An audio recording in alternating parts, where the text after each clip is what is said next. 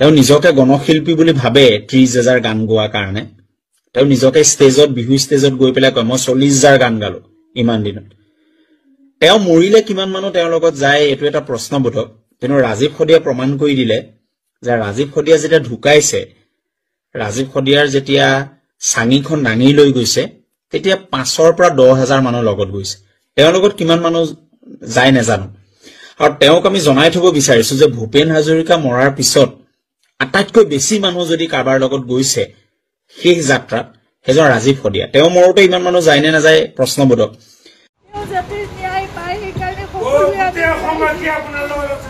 সেইকাৰণে প্ৰতিদিনে hashtag justice for Zubin Garg সকলো লিখিব এবাৰ আৰু সকলোৱে ন্যায় প্ৰাৰ্থনা কৰিব সদায় যি হৈছিল আমি জানিব লাগে এইটোৰ কথা আজিলৈকে জনা নাই কি হ'ল 22টা দিন পাৰ হ'ল আজিলৈকে আমি নাজানো কি ঘটনা ঘটি গ'ল কিন্তু আপোনালোকে সকলোৱে লিখিব আপোনালোকৰ ছ'চিয়েল মিডিয়া আছে এখন যুদ্ধৰ আমাৰ সকলোৰে এখন হাতত প্লেটফৰ্ম আছে সকলোৱে প্ৰাৰ্থনা কৰাৰ লগতে আপোনালোকে জাষ্টিচ বিচাৰিব লাগিব ন্যায় কাৰণে আমি খুব ধৈৰ্যৰে আমি অপেক্ষা কৰি আছোঁ কিন্তু সেই ন্যায় আমি পাব লাগিব সেইকাৰণে সেই যুঁজখনত আমি সদায় ব্ৰতী হৈ থাকিব লাগিব আপোনালোকক প্ৰাৰ্থনা জনাইছোঁ hashtag justice for Zubin Garg সদায় লিখিব আপোনালোকে সদায় লিখিব সদায় দাবী কৰিব সদায় অনুৰোধ কৰিব সদায় প্ৰাৰ্থনা কৰিব কিন্তু আমি কোনো মানে অশান্তি বিচৰা নাই শান্তিপূৰ্ণভাৱে যাতে ন্যায় ব্যৱস্থা আমাক সেইখিনি ন্যায় দিয়ে সেয়াই প্ৰাৰ্থনা কৰিছোঁ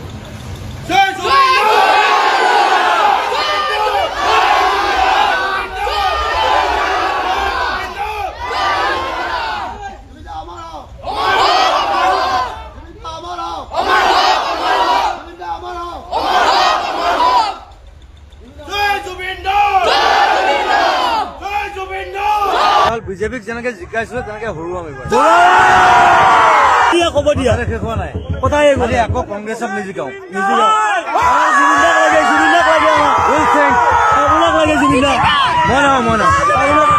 মাতো সেয়া আমাৰ ইমোচন আমি জুবিন দাক আমি জুবিন দা বুলি মাতো গোটেই অসমে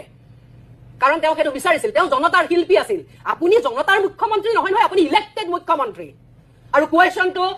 কোনো আংগু পাংগু সাংগু মানুহৰ বিষয়ে হৈ থকা নাই কুৱেশ্যন হৈছে জুবিন গাৰ্গৰ বিষয়ে জুবিন গাৰ্গ কোন আছিল হাৰ্ট থ্ৰব বেলেগ কথা জুবিন গাৰ্গে হিন্দু মুছলমান শেষ কৰি থৈ গ'ল জুবিন গাৰ্গে অসমীয়া বঙালী ক্লাছ শেষ কৰি থৈ গ'ল আনকি জুবিন গাৰ্গে ভাৰত পাকিস্তান ক্লাছ পৰ্যন্ত শেষ কৰি থৈ গ'ল যোৱাকালি পাকিস্তানত জুবিন গাৰ্গৰ নামত শ্ব' হৈছে জুবিন গাৰ্গৰ গান গাই মানুহে জুবিন গাৰ্গৰ দুখত শ্ৰদ্ধাঞ্জলি জ্ঞাপন কৰিছে এজন ভাৰতীয়ৰ দুখত এতিয়া কি আপুনি জুবিন গাৰ্গক পাকিস্তানৰ এজেণ্ট বুলি ক'ব নেকি সেইকাৰণে হা সমগ্ৰ বিশ্বত আজি জুবিন গাৰ্গ সম্পৰ্কে চৰ্চা হৈছে আজি ৰবিশ কুমাৰৰ দৰে ধ্ৰুৱ ৰাঠিৰ দৰে ডাঙৰ ডাঙৰ নেশ্যনেল ফিগাৰে জুবিন গাৰ্গৰ ওপৰত নিউজ কৰিছে আৰু কৰিব ইণ্টাৰনেশ্যনেল হ'ব নিউজ BBC আৰু CNN বাজিব আমি সেইটো প্ৰক্ৰিয়াৰ চেষ্টা কৰি আছো হ'ব সেইবিলাক তো এই এজন ইণ্টাৰনেশ্যনেল ফিগাৰ হয় জুবিন গাৰ্গ জুবিন দা বুলি আমি মাতো সেয়া আমাৰ ইমোচন আমি জুবিন দাক আমি জুবিন দা বুলি মাতো গোটেই অসমে কাৰণ তেওঁ সেইটো বিচাৰিছিল তেওঁ জনতাৰ শিল্পী আছিল আপুনি জনতাৰ মুখ্যমন্ত্ৰী নহয় নহয় আপুনি ইলেক্টেড মুখ্যমন্ত্ৰী তেখেত মুমাই নহয় আমাৰ তেখেত মাননীয় মুখ্যমন্ত্ৰী মহোদয় আৰ্টিকল 164 মতে এজন মুখ্যমন্ত্ৰীক গভৰ্ণৰে এপইণ্টমেণ্ট দিয়ে ৰাজ্যপালে এপইণ্টমেণ্ট দিয়ে এজন মুখ্যমন্ত্ৰী গতিকে মুখ্যমন্ত্ৰী কোন এটা সাংবিধানিক পদবী কিয় আপোনালোকে মুমাই মুমাই মাতে কোন মাৰৰ ভাইয়েৰ তেওঁ আপোনালোকৰ কোনজনী মাৰৰ ভাইয়েৰ তেওঁ অসমবাসীক মই প্ৰশ্ন সুধিব কৈছো কোনজনী মাৰৰ ভাইয়েৰ কিহৰ কাৰণে মুমাই মাতে তেওঁ কিহৰ মুমাই তেওঁ আৰু এইখিনিতে আমি জানো যে জুবিন গাৰ্গে চিধা চিধি কথা কয় মানুহ যি মনত থাকে সেইটোৱে মুখত থাকে তেনেকৈ আপোনাৰ অনুৰাগীসকলে আপোনাৰ কথা জানে কিয় তেনেকুৱা কিবা এটা সিক্ৰেট আছে নেকি আপোনাৰ যিটো আপুনি আজি বাৰ্থডে দিনা ৰিভিল কৰিব বিচাৰিব সামথিং এনিথিং এনি কিবা বেলেগ ধৰণৰ যিটো মানুহে ভাবে যে হয় বুলি কিন্তু নহয় বা নহয় বুলি ভাবে হয় रुको जरा सबर करो মই সদায় দুবাৰ হাগো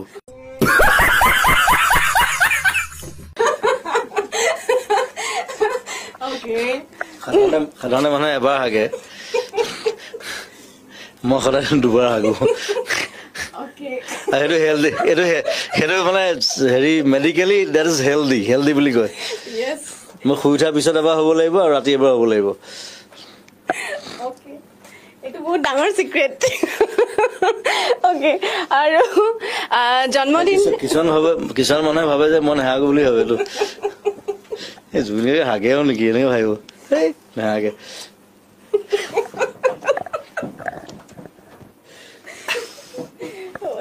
कितने तेजस्वी लोग हैं हमारे पास, कितने शानदार विचार रखते हैं। মই কৈ দিলো জুবিন ঘেণ্টা আৰু জুবিনক গোটেই অসমত নিষিদ্ধ কৰিব লাগে আৰু মই কলো জুবিন এটা পাগল জুবিনৰ পৰা নতুন প্ৰজন্মই শিকিবলগীয়া কথা একো নাই অসমত বহুত ভাল ভাল গায়ক আছে কি গায় জুবিনে জুবিন ঘেণ্টা জুবিন ঘেণ্টা মই কৈছো এজন সাংবাদিকে কেনেকৈ ক'ব পাৰে যে ইমান স্পষ্ট ভাষাত যে জুবিন গাৰ্গৰ মৃত্যু হ'লে বা জুবিন গাৰ্গ মৰিলে কিমান মানুহ যায় তেখেতৰ লগত চাম এষাৰ কথা এজন সাংবাদিকে কেনেকৈ ক'ব পাৰে জুবিন গাৰ্গৰ ওপৰত লাজ চৰম বোলা বস্তুটো একেবাৰে নাই কেৱল নিজৰ মানে টিআৰপিৰ কথা চিন্তা কৰে এজন সাংবাদিক হৈ এনেকুৱা ধৰণৰ মানে কথাবিলাক মানে শুভা নাপায় মুখত গম পাইছেনে এজন সাংবাদিক হৈ জুবিন গাৰ্গ মৰিলে কিমানজন মানুহ তেওঁৰ লগত যে চাম আজি দেখিলি নহয় গোটেই সমগ্ৰ ভাৰতবৰ্ষই তেখেতৰ মৃত্যুক লৈ কান্দিলে 23টা দিন হ'ল আজি 23 তাৰিখ আৰু যিমান পাৰি সোনকালে তাই খালি জানিব বিচাৰিছে যে কি কাৰণে জুবিনক এনেকুৱা কৰিলে আৰু গৰিমা গাৰ্গক মই দেখিছোঁ বাচ্চা ল'ৰাক মৰম কৰি কেনেকৈ ৰাখিব লাগে এইটো জুবিন গাৰ্গক তেনেকৈ ৰাখিছে তেনেকৈ এগৰাকী মাকে বাচ্চাটোক যেনেকৈ বুজালে বুজি পায় তেনেকেই গৰিমাই তেনেকৈ তাইক জুবিনক তেনেকেই তাক আগবঢ়াই লৈ গৈছিল এগৰাকী তাই অভিয়াছলি চাৰিওফালে অন্ধকাৰ দেখিছে নহয় এতিয়া কি হ'ল মোৰ মানুহটো কিয় নাইকিয়া হ'ল সেইকাৰণে মই কওঁ যে অসমৰ ৰাইজে বিচাৰে আমি বিচাৰোঁ যে ন্যায়টো জুবিন গাৰ্গে পাব লাগে আৰু কি কাৰণে হৈছিল সেই কথাটো যদি গৰিমাই গম পায় কিজানি তাই অলপ সান্তনা ল'ব পাৰিব আৰু আগবাঢ়ি যাব লাগিব গৰিমাৰ এটাই সপোন এতিয়া জুবিন গাৰ্গৰ আধৰুৱা কামবিলাক কমপ্লিট কৰিব লাগিব আজি ৰৈ ৰৈ বিনালে 31 তাৰিখে গৰিমাই সিদিনা মোক কৈছে না আমি 31 তাৰিখে ছবিখন দিবই অসমৰ হলত ছবিখন আহিবই আৰু মোৰ এটাই কথা এই ছবিখনত গৰিমাই হওক জুবিন গাৰ্গে হওক সামন্তক আমি গোটেইখিনি ৰাজেশ ভূঞা মই অভিনয় নকৰিলেও ছবিখন এটা পাৰ্ট বুলিয়ে ভাবোঁ যিহেতু মোৰ জিল ক্ৰিয়েশ্যন হওক বা আই ক্ৰিয়েশ্যন গোটেই মানুহখিনিৰ লগতে মোৰ এটা ঘৰুৱা সম্পৰ্ক আৰু গৰিমাক সেইখিনি এতিয়া সাহস দিব লাগে আমি সকলোৱে যে তাই আজি জুবিন নাই কিন্তু গৰিমাক আমি সাহস দিব লাগিব গৰিমাৰ দেউতাকক সাহস দিব লাগিব আমাৰ মামন জুবিনৰ ভনীয়েক তাইও আছে আৰু মই এটা কথা কোৱা মই বহুত চিন্তা কৰি মই গৰিমাক সাহস দি আছোঁ দি থাকিম অকল অসমৰ ৰাইজে খালি এটাই অনুৰোধ তাইক আমি আগুৱাই লৈ যাব লাগিব সাহস দিব লাগিব জুবিন নথকাৰ অনুভৱ যাতে তাই নকৰে সেয়া মোৰ অসমৰ ৰাইজৰ প্ৰতি অনুৰোধ তো আছোঁৱেই গৰিমাৰ লগত নৱনীতা আমি দুটাইতো আছোঁৱেই আৰু আমাৰ বন্ধু মহল সকলোৱে গৰিমাৰ ওচৰতে আছে গৰিমা আচলতে জুবিন গাৰ্গৰ পত্নী হোৱাৰ উপৰিও আমাৰ পৰিয়ালৰ এজন সদস্য বুলি ক'ব লাগিব আজি জুবিন গাৰ্গ নাই কিন্তু গৰিমাক আমি সাহস দিব লাগিব আজি যেতিয়া মই শুনিলোঁ তাই ৰাতি খুব কান্দিছে তাইৰ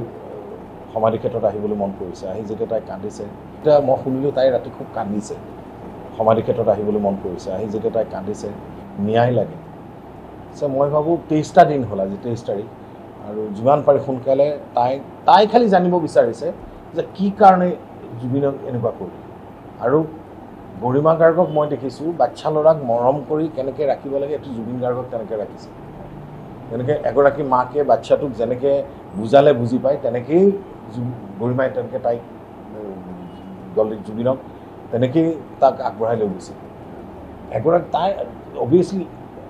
চাৰিওফালে অন্ধকাৰ দেখিছে নহয় এতিয়া কি হ'ল মোৰ মানুহটো কিয় নাইকিয়া হ'ল সেইকাৰণে মই কওঁ যে অসমৰ ৰাইজে বিচাৰে আমি বিচাৰোঁ যে ন্যায়টো জুবিন গাৰ্গে পাব লাগে আৰু কি কাৰণে হৈছিল সেই কথাটো যদি গৰিমাই গম পায় কিজানি তাই অলপ সান্তনা ল'ব পাৰিব আৰু আগবাঢ়ি যাব লাগিব গৰিমাৰ এটাই সপোন এতিয়া জুবিন গাৰ্গৰ আধৰুৱা কামবিলাক কমপ্লিট কৰিব লাগিব আজি ৰৈ ৰৈ বিনালে 31 তাৰিখে গৰিমাই সিদিনা মোক কৈছে না আমি 31 তাৰিখে ছবিখন দিবই অসমৰ হলত ছবিখন আহিবই